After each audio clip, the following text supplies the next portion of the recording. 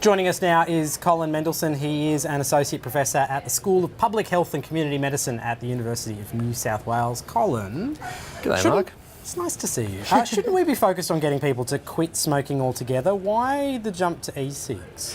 Well, the reality is that people are really struggling to quit. Over the last few years in Australia, smoking rates have not fallen. And in fact, in the latest studies in New South Wales and South Australia, they've actually increased significantly.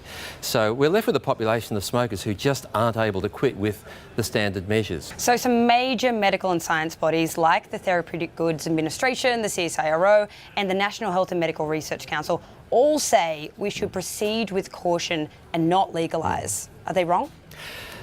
They're taking a very risk-averse view. Look, we don't have 100% certainty about the evidence, but we do know enough. And the evidence is good enough for the UK government, for the New Zealand government, for the 27 countries in the European Union, for Canada. We think the evidence is quite strong enough. And the problem is, the longer you wait, 30 people die every day in Australia from a smoking-related disease. We have enough certainty now to make that decision, I think. So in the US, the FDA Commissioner says that e-cigs have become a dangerous trend, an epidemic even among American teens, and there are some studies that show that e-cigs can be a gateway to real cigarettes. Are you concerned that legalising could potentially undo decades of work to reduce things that have come out through quit campaigns?